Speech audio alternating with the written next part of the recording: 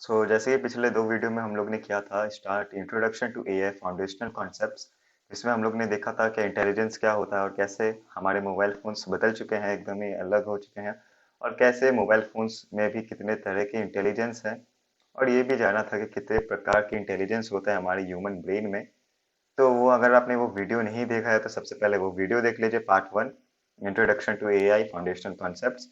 फिर हम लोग ने दूसरे वीडियो में देखा था डिसीजन मेकिंग क्या होता है, डिसीजन मेकिंग हमारे लाइफ में कितना इंपॉर्टेंट रोल प्ले करता है। हम लोग ने दो सिनेरियोस भी देखे थे। और यहाँ हमने जाना था कि आर्टिफिशियल इंटेलिजेंस कैसे क्या काम करता है। तो अगर वो पार्ट भी आप लोग ने नहीं देखा है तो सबसे पहले वो देख लीजिए, नहीं तो आपको ये पार्ट भी समझ में नहीं आएगा। आज के इस वीडियो में हम लोग जानेंगे applications of artificial intelligence around अस। किस किस चीज में आर्टिफिशियल इंटेलिजेंस हमारे अगल बगल घूमता है, तो क्या क्या चीज में है और क्या क्या चीज एआई नहीं है। क्या क्या चीज एआई नहीं है और क्या क्या चीज एआई है, उसके बीच में डिफरेंस जो होता है वो हम लोग फर्स्ट देखेंगे। फिर ये हम लोग का फर्स्ट चैप्टर खत्म हो जाएंगे, फिर हम लोग नेक्स्ट चैप्टर स्टार्ट करेंगे अगली वीडियो में। तो चलिए शुरू करते हैं बिना किसी देरी के। सबसे पहला टॉपिक है applications of artificial intelligence around us. तो चलिए शुरू करते हैं। Whether we notice it not, we are surrounded by machines that work on AI. अगर हम देखें या ना देखें, लेकिन हम उन मशीन से सराउंडेड है, हम उन मशीन्स के पास में रहते हैं जिन एआई वर्क करता है। They are becoming a crucial part of our everyday life and provide us with an ease of having even some of the most complicated and time consuming tasks being done at the touch of the button or by the use of a sensor। तो इसमें ये कहा जा रहा है कि हम लोग आर्टिफिशियल इंटेलिजेंस इतना जरूरी पार्ट हो गया, इतना क्रूशियल पार्ट हो गया है कि वो धीरे धीरे हमारे लाइफ में आते जा रहा है और सब चीज में हमें बहुत मदद कर रहा है। हमारे जो भी कॉम्प्लिकेटेड चीज था उसको इजी बना के और टाइम को बचा रहा है। और बस एक दो बटन दबा के ही हमारा काम इजी हो जाता है कुछ चंद सेंसर्स के कारण। तो सबसे पहले एग्जांपल देखते हैं गूगल में कैसे यूज होता है। गूगल का सिंबल है एवरी नाउ एंड देन। अभी ऊपर नीचे कभी भी, we suffer the internet for things on Google without realizing how effectively Google always responds to us with accurate answer. Not only does it come with results to our search in a matter of seconds, it also suggests and auto corrects our typed sentences. अभी या न कभी आप लोग ने भी कोई ना कोई सवाल या फिर ये वीडियो कुछ भी एआई के कारण या फिर कोई भी चीज A to Z कोई भी चीज सर्च किया होगा गूगल में और आप लोग ने ये देखा नहीं होगा, इतना कम रियलाइज होगा आपको क्या इसमें भी कितना ज्यादा एआई है और कितना गूगल कैसे आपका क्वेश्चंस का जवाब इतना एक्यूरेट ले पाता है। और फिर जो रिजल्ट्स दिखाता है उसमें भी इतना बहुत कम सेकंड्स में, 1 या 2 सेकंड्स में वो रिजल्ट दिखा देता है और उसमें भी ऑटो करेक्ट कर देता है अगर आप स्पेलिंग उसका गलत देते हैं। और फिर वो ऑटो सजेशंस भी दिखाता है, क्या इसके लिए भी लोगों ने सर्च किया था, आप इसके लिए भी सर्च कर सकते हैं, आप वीडियो देख सकते हैं, फीचर स्निपेट्स होता है, बहुत सारी चीजें होते हैं। तो इसमें भी एआई का बहुत बड़ा रोल होता है जो गूगल यूज करता है। अब दूसरे एग्जांपल पे चलते हैं। हे सीरी मतलब कि वॉइस असिस्टेंट्स, जो कि लगभग हर जन ही यूज किया होंगे अभी तक। तो जो गूगल यूज करता है तो उन्होंने किया ही होगा, Siri, Alexa, Cortana, etc. We nowadays have pocket assistants that can do a lot of tasks at just one command: Alexa, Google Assistant, Cortana, Siri, and some very common examples of the voice assistants, which are a major part of our digital devices. जो pocket assistants का मतलब है कि Alexa है, जो बड़ा बड़ा मतलब डिवाइसेस होता है, एलेक्सा मिनी हो गया, वो घर पे हम लोग रखते हैं, लेकिन पॉकेट डिवाइसेस वो हो गया जो हमारे पॉकेट में रहता है, जो फोन में रहता है। और फोन हमारे पॉकेट में रहता है इसलिए हम लोग उसको बोलते हैं पॉकेट असिस्टेंट्स। तो वो एक ही कमांड पर एक हम लोग इशारा बोलते हैं, वो उसके लिए आंसर लिया आता है, उसके लिए कुछ भी हमारे सर्विस प्रोवाइड करता है। तो सिर्फ एक कमांड पे, जैसे अलेक्सा हो गया, गूगल असिस्टेंट हो गया, कॉर्टाना हो गया लेनोवो में, सीरी हो गया, और भी बहुत सारे एग्जांपल्स है जो कि बहुत ज़्यादा क्रूशल पार्ट होते हैं हमारे डिजिटल डिवाइसेस में, लैपटॉप्स में होते हैं, मोबाइल्स में होते हैं। फिर वो एलेक्सा का कोई मिनी आता है, होम आता है, ये सब आता है। तो वो भी बहुत ज़्यादा डिजिटल डिवाइसेस में उनका इम्पोर्टेंट रोल होता है, मेजर रोल होता है। तो अब तीसरा एग्जांपल पे Google Maps, to help us navigate to places, apps like Uber and Google Maps come in handy. Thus, one no longer needs to stop repeatedly to ask for directions. तो Google maps जैसे कि जो भी navigation का apps होता है, जैसे कि ऊबर हो गया, ऊबर नेविगेशन का नहीं है लेकिन गाड़ी का है, तो उसमें भी गूगल मैप्स का बहुत बड़ा अहमियत होता है उसको निभाने में। तो अगर हम लोग को कोई भी जगह जाना है तो उधर पे वो दिखा देता है कि कहाँ पे ट्रैफिक ज़्यादा है, कहाँ पे नहीं है, कौन सा शॉर्टकट रहेगा, कौन सा नहीं रहेगा। और वो अगर ज़्यादा ट्रैफिक होता है तो वो रेड लाइन होता है, नहीं होता है तो ब्लू हो जाता है, ऐसे वैसे होता है। तो इसमें भी आर्टिफिशियल इंटेलिजेंस का बहुत बड़ा रोल होता है, डेटा साइंस का बहुत बड़ा रोल होता है। तो अब आते हैं गेमिंग पर। अब मैं देख सकता हूँ कि बहुत जन मुस्कुरा रहे होंगे मन ही मन, क्योंकि गेमिंग में भी एआई बहुत ज़्यादा यूज़ होता है। अगर आपको नहीं पता तो आज आज को पता चल जाएगा। तो गेमिंग में कैसे होता है, AI has completely enhanced the gaming experience for its users। तो एआई जो है वो पूरी तरह से बदल चुका है हमारे गेमिंग एक्सपीरियंस को। जो पबजी में इतने अच्छे ग्राफिक्स है, जो फोर्टनाइट में इतने अच्छे ग्राफिक्स है, वो पहले कभी नहीं थे। अभी क्यों है, क्योंकि वो एआई के मदद से होते हैं, और इतने वो लोग इतने रियलिस्टिक दिखते हैं क्योंकि वो एआई यूज करते हैं। A lot of games nowadays are backed up with AI, which helps in enhancing the graphics, come up with new difficulties level, encourages gamers, etc। तो जैसे कि हम मैंने बताया एआई बहुत ज़्यादा यूज़ होता है, तो ग्राफिक्स इन्हेंस कर देते हैं और डिफिकल्टी लेवल्स भी इन्हेंस करते हैं, जिससे वो गेमर्स को इनकरेज करते हैं, खेलने के लिए पकड़ के रखते हैं, जिससे एडिक्शन हो जाता है, जैसे पबजी से होता है और भी कोई चीज़ से होता है।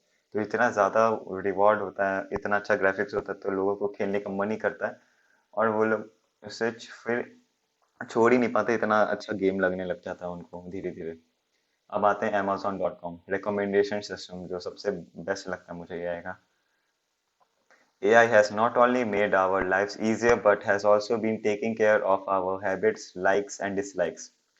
तो हमारे एआई जो है वो हमारे लाइफ को इजी भी के साथ साथ हमारे हमारे हमारे लाइफ को भी इजी बना रहा है, और हमारे हैबिट्स का भी ध्यान रखता है। हमें क्या अच्छा लगता है, हमें क्या खराब लगता है, हमारे क्या क्या पसंदीदा है। This is why platforms like Netflix, amazon, spotify, youtube etc shows us recommendations on the bias basis of what we like। सो हम लोग कुछ भी सर्च करते हैं, जैसे कि गूगल में, अमेजोन में, नेटफ्लिक्स में, अगर हम लोग कोई सीरीज देखा, अगर वो कॉमेडी से रिलेटेड है, तो आप देखेंगे कुछ दिन कुछ समय बाद आपको फिर से, जब आप लोग यूट्यूब में नेटफ्लिक्स खोलेंगे, तो आपको कॉमेडी के रिलेटेड और भी बहुत सारे रिकमेंडेशन फिल्म्स के और वेब सीरीज के आएंगे, क्योंकि वहाँ पे रिकमेंडेशन काम करता है जो कि एआई ही है। और अगर amazon.com ई कॉमर्स सबसे बड़ा ई कॉमर्स वेबसाइट है, अगर वहाँ पे आप लोग ने कोई भी नाइकी के शूज नाइकी के शूज सर्च किए, अगर आपको कोई भी स्पेसिफिक दाम या फिर 10,000 के बीच में है, तो अगर आप एक दिन बाद आते हैं तो आपको बहुत सारे रिकमेंडेशंस मिलेगा, अलग अलग कंपनीज के भी मिलेंगे, लेकिन सबसे ज्यादा नाइकी के मिलेंगे और उसी प्राइस रेंज में मिलेंगे, क्योंकि वह उसी तरह से रिकमेंडेशन सिस्टम बनेगा जो आपने पहले सर्च किया था। तो ये बहुत ही अच्छा सिस्टम है, रिकमेंडेशन सिस्टम एआई के लिए, मुझे बहुत पसंद है ये। सो अब आते हैं well, the recommendation systems are just limited to our preferences. हाँ, तो रिकमेंडेशन जो सिस्टम है वो हमारे प्रेफरेंसेस, हमारे चॉइसेस पर डिपेंड करते हैं। They even cater to our needs of connecting with friends on social media platforms with apps like Facebook and Instagram।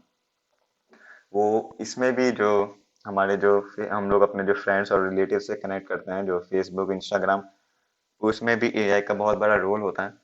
आप लोग को एग्जांपल देता हूँ, बहुत अच्छा एग्जांपल है कि अगर आपने इंस्टाग्राम यूज किया होगा फीड में, अगर आप किसी का भी सबसे पहले पोस्ट आता है और उसका सबसे पहले लाइक करते हैं और कमेंट करते हैं, तो आप जब भी वो पोस्ट करेगा तो देख सकते हैं आप कि सबसे पहले वही उसका ही पोस्ट आएगा, जो जिस इंसान का जिसने आपका लाइक किया था, आपने कमेंट किया था या फिर उसका सेव किया था, उसका चांसेस बढ़ जाता है, क्योंकि उसमें भी आर्टिफिशियल इंटेलिजेंस यूज किया जाता है, मतलब रिकमेंडेशन ही समझ लीजिए।